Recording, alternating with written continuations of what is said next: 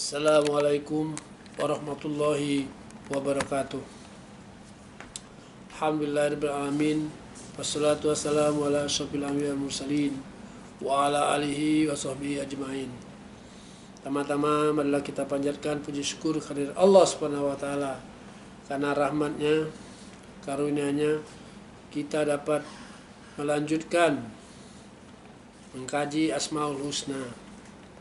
Asmaul Husna berikutnya yaitu Asmaul Husna yang ke-81 Al-Muntaqim, artinya Maha Pemberi Balasan.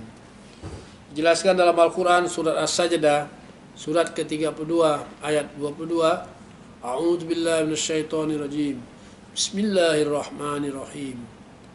Wa man azlamu mimman dzukkira bi ayati rabbih thumma a'radu anha inna minal mujrimina muntaqimun.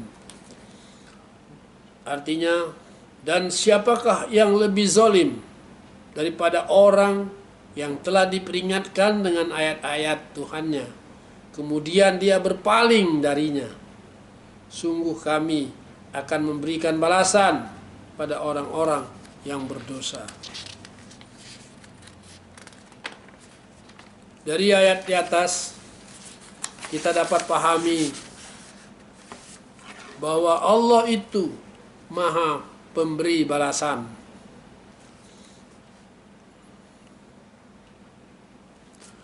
Dalam Al-Quran surat As-Sajdah surat ke-32 ayat 19 sampai dengan ayat 21 dijelaskan bahwa Allah akan memasukkan ke dalam surga orang-orang yang beriman dan beramal soleh.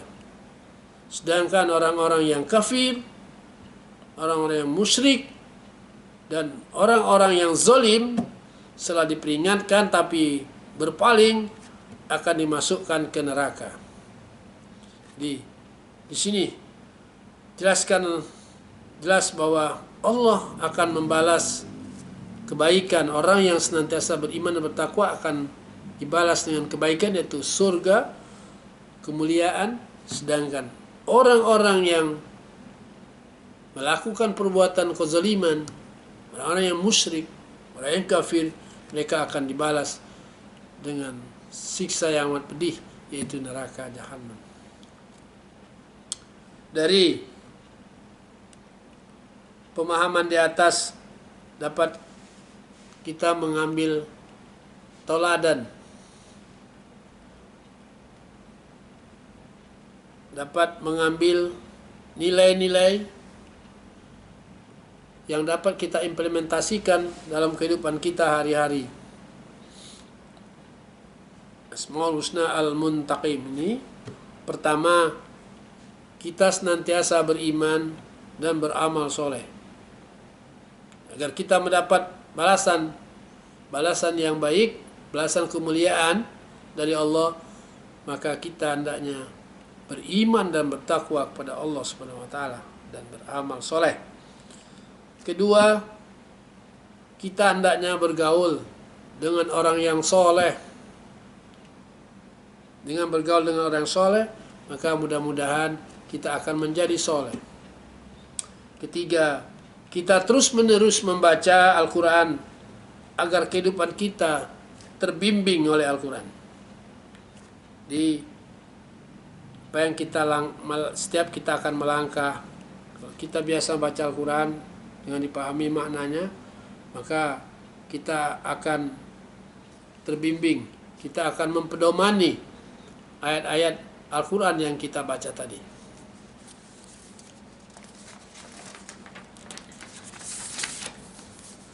Asmaul Husna yang ke-82 yaitu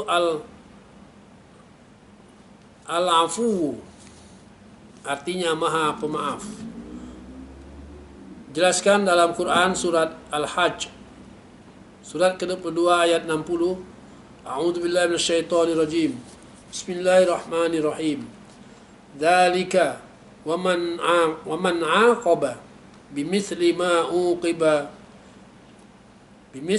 uqiba bihi thumma bughiya alaihi layansurannahu Allahu innallaha la'afuwun ghafur. Artinya demikianlah, dan barang siapa yang membalas seimbang dengan kezaliman, penganiayaan yang pernah dia derita,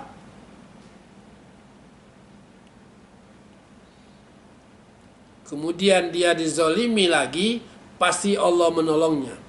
Sungguhnya Allah Maha Pemaaf, Maha Pengampun.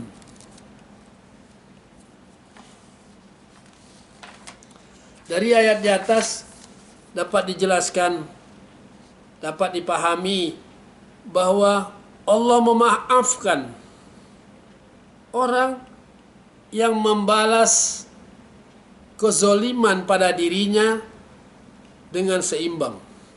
Jadi seseorang pernah dipukul, lalu dia membalas pukulan itu dengan seimbang, tidak berlebihan, maka dia dimaafkan oleh Allah, orang itu, orang yang membalas tadi.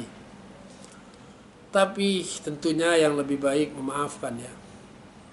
Jadi boleh kita membalas kezaliman yang pernah kita terima, tentu yang lebih baik lagi kita memaafkannya.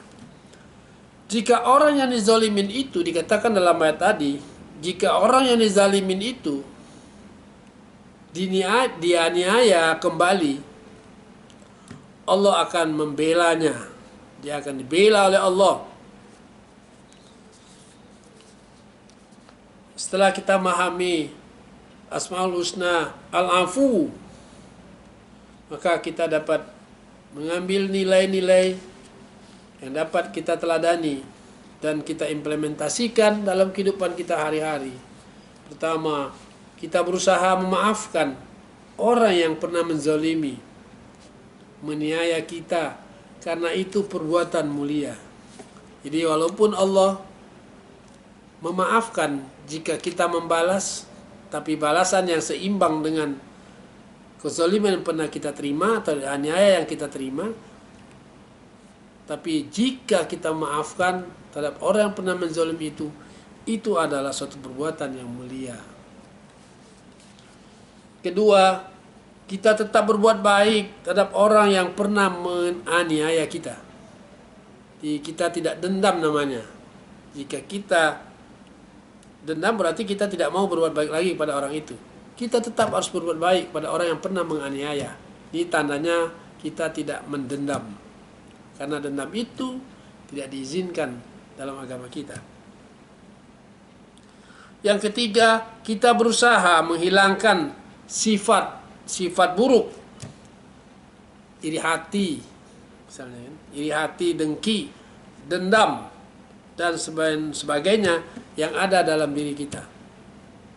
Jadi kita tidak, misalnya, kita tidak iri hati dengan orang yang memiliki yang lebih dari kita. Kita tidak iri, tidak dengki, dan kita tidak dendam pada orang yang pernah menganiaya kita. Kita berusaha untuk menekan sifat itu.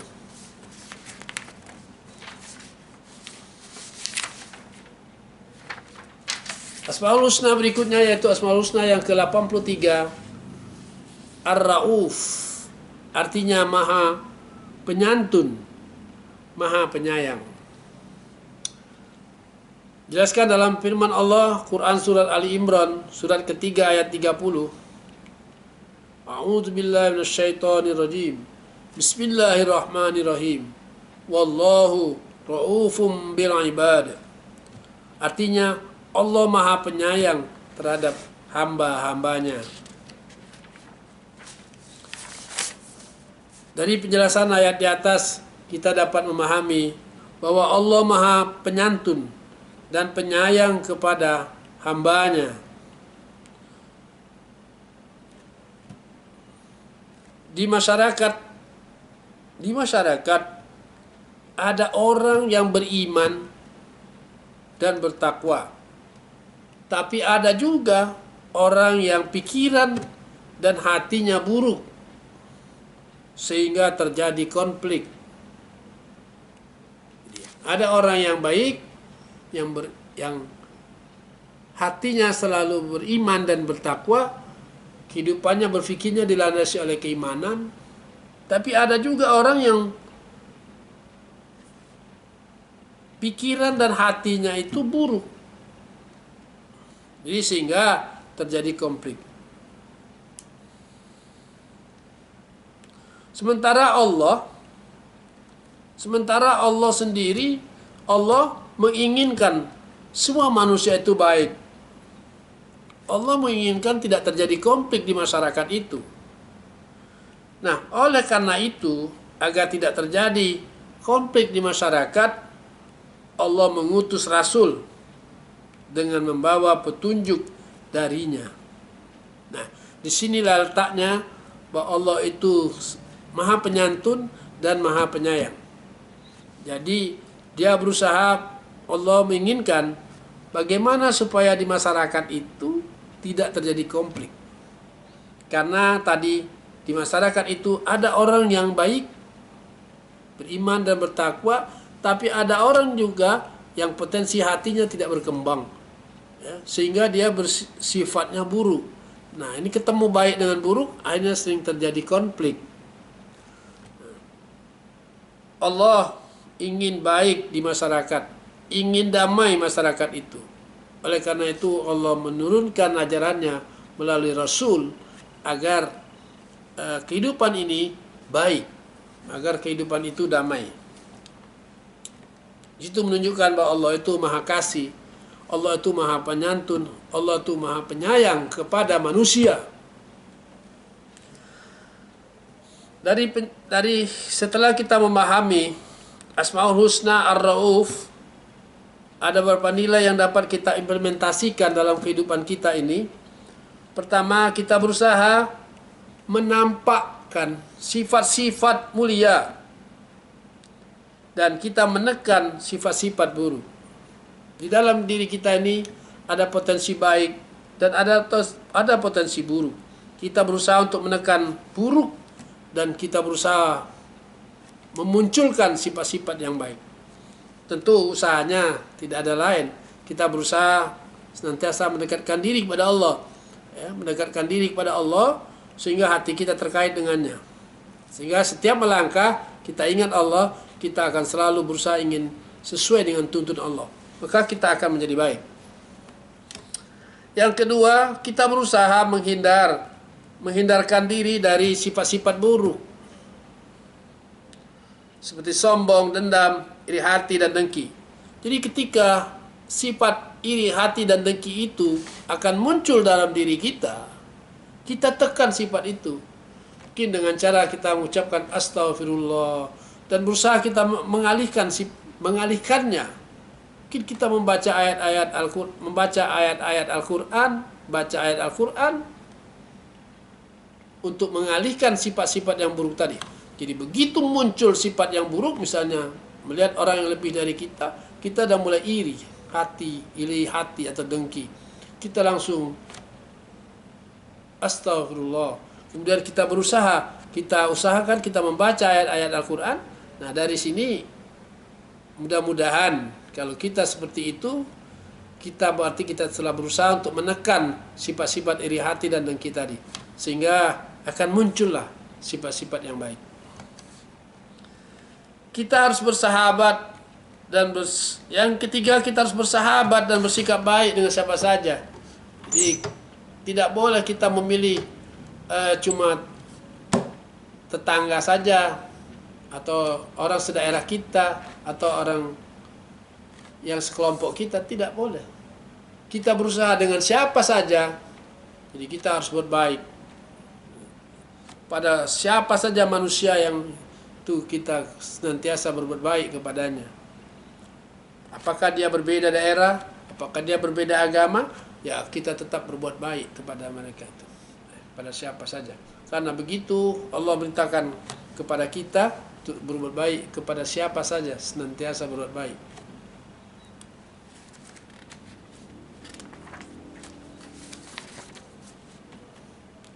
Asmaul Husna berikutnya, yaitu Asmaul Husna yang ke-84.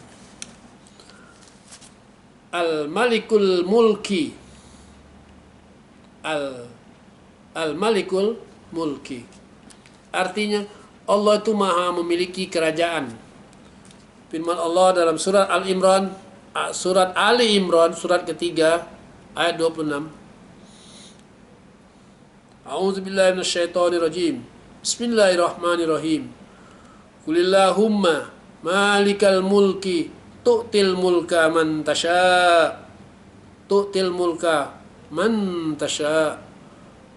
Wa tanzi'ul mulka mimman tasha. Wa tu'izzu man tasha. Wa tudhillu man tasha. Biyadikal khair innaka ala kulli syai'in qadir. Katakanlah Muhammad, wahai Tuhan, katakanlah Muhammad, wahai Tuhan pemilik kekuasaan, Engkau berikan kekuasaan kepada siapapun yang Engkau kehendaki, dan Engkau cabut kekuasaan dari siapapun yang Engkau kehendaki. Engkau muliakan siapapun yang Engkau kehendaki, dan Engkau hinakan siapapun yang Engkau kehendaki. Di tangan Engkaulah segala kebajikan. Sungguh Engkau maha kuasa atas segala sesuatu. Dari ayat di atas dapat kita pahami bahwa pada hakikatnya Allah lah pemilik kekuasaan.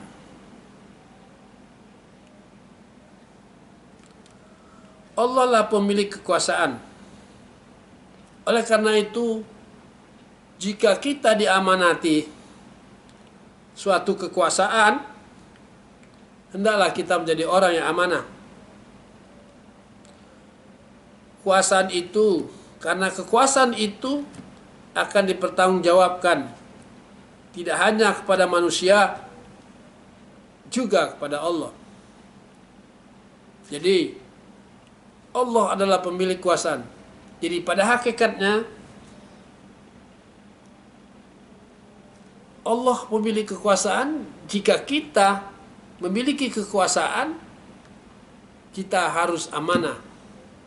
Kita memiliki kekuasaan itu karena kemampuan yang diberikan oleh Allah. Kalau kita tidak punya kemampuan yang diberikan oleh Allah, kita tidak bisa mengatur atau memimpin sesuatu. Jadi maka disitulah hakikatnya, pada hakikatnya kekuasaan itu adalah milik Allah. Karena kemampuan kita berkuasa itu, kemampuan manusia berkuasa, kemampuan manusia memimpin itu adalah karena Allah telah memberikan potensi untuk dapat memimpin. Nah, di situ. Maka di situ hakikatnya kekuasaan itu diberikan oleh Allah. Karena Allah lah yang memberi kita kekuasaan, Allah memberikan kita kemampuan untuk memimpin, kita harus amanah.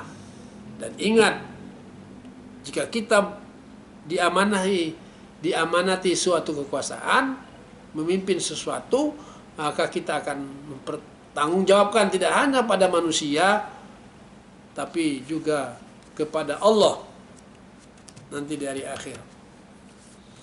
Nilai-nilai yang dapat diteladani dari Asmaul Husna Al-Malikul Mulki adalah antara lain. Pertama, jika kita diamanati suatu kekuasaan atau memimpin suatu usaha misalnya, atau memimpin suatu kelompok masyarakat, hendaklah dijalankan dengan jujur, adil, dan penuh tanggung jawab. Kedua, kita senantiasa melestarikan bumi sebagai amanah dari Allah. Kita turun ke dunia ini adalah sebagai khalifah Allah. Kita sebagai khalifah Allah di muka bumi untuk punya tanggung jawab melestarikan bumi. Jadi kita melestarikan bumi itu adalah sebuah amanah dari Allah. Oleh karena itu kita harus melestarikannya, melaksanakannya. Nanti akan dimintai pertanggungjawaban kita ketika kita di hari akhir nanti. Ketiga, kita selalu menjaga makhluk Allah lainnya seperti tumbuhan dan hewan sebagai bentuk tanggung jawab kita kepada Allah, pemilik kerajaan alam semesta ini.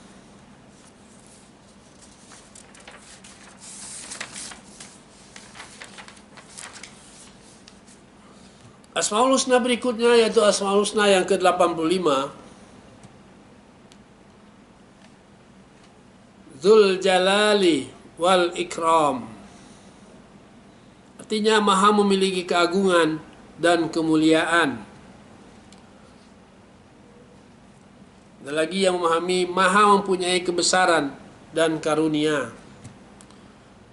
Dijelaskan dalam firman Allah surat Ar-Rahman, Quran surat Ar-Rahman surat ke-55 ayat 78. A'udzubillahi minasyaitonir rajim. Bismillahirrahmanirrahim. Tabarakasmu Rabbika dzil jalali wal ikram. Artinya maha suci nama Tuhanmu, pemilik keagungan dan kemuliaan. Dari ayat di atas tadi dapatlah kita memahami bahwa Allah itu maha tinggi dan agung.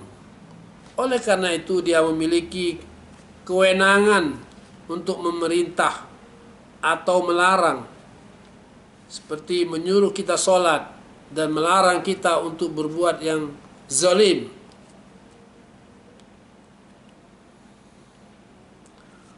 Samping itu Allah juga sangat terpuji. Allah itu sangat terpuji. Oleh karena itu kita selalu memujinya dan pantas dipuji. Dia menepati janjinya, dia selalu menepati janjinya. Dia menepati janjinya kebaikan dengan surga dan kezaliman dengan neraka. Allah menepati janjinya, yaitu dia membalas kebaikan, membalas orang-orang yang berbuat baik dengan surga, dan dia membalas orang-orang yang berbuat zalim dengan neraka. Dan Allah itu bila memberi sering melampaui batas pemohonnya. Ini makanya Allah itu sangat terpuji. Allah sangat senang melihat makhluknya, melihat hambanya selalu memujinya. Oleh karena itu kita dianjurkan dengan sangat apabila kita selesai melaksanakan pekerjaan, kita selalu memuji Allah dengan mengatakan Alhamdulillahirabbil alamin. Karena kita bisa melakukan suatu perbuatan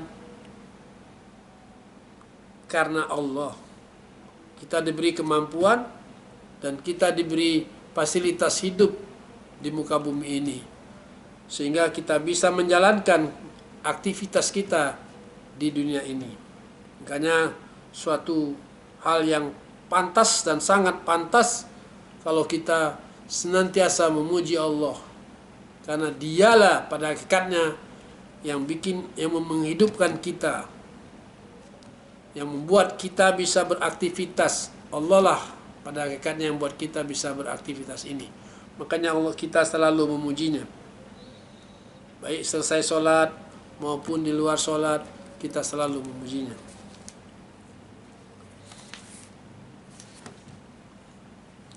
Setelah kita memahami Asmaul Husna, Dzul Jalali wal Ikram, ada berapa nilai yang dapat kita teladani dan kita implementasikan dalam kehidupan ini. Pertama, kita berusaha untuk mewujudkan kedamaian dalam kehidupan ini. Yang kedua, kita senantiasa berzikir pada Allah agar sikap suci yang ada dalam diri kita berfungsi. Jadi kita senantiasa berzikir, mengingat Allah secara hati, ucapan, dan aplikasi agar sikap suci, sikap yang bersih keluar dari dalam diri kita. Dan sikap-sikap yang tidak suci itu tertekan. Jadi manusia itu sudah diberi potensi untuk berbuat suci. Nah, oleh karena itu, dengan cara kita berzikir padanya, dengan cara kita mengikuti tuntunannya, sehingga dan membaca tuntunan, melakukan tuntunan, sehingga sikap-sikap seperti itu keluar, sikap-sikap suci itu keluar, yang sering kita sebut akhlakul karimah.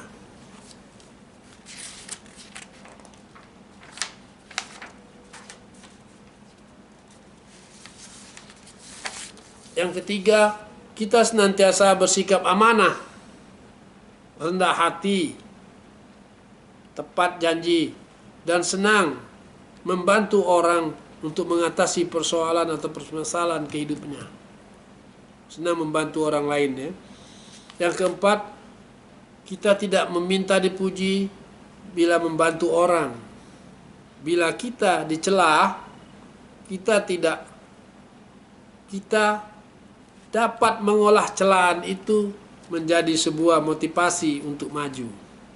Jadi, kalau dicela, kita tidak menjadi jatuh, tidak menjadi frustrasi, tapi kita mengolah celaan itu menjadi sebuah dorongan untuk lebih maju lagi. Demikianlah kajian Asmaul Husna Al-Muntaqim, Al-Afu, Ar-Ra'uf, Al-Malikul Mulki, Dzul Jalali wal Ikram. Mudah-mudahan bermanfaat bagi kita semua. Wabillahi taufiq wal hidayah. Wassalamualaikum warahmatullahi wabarakatuh.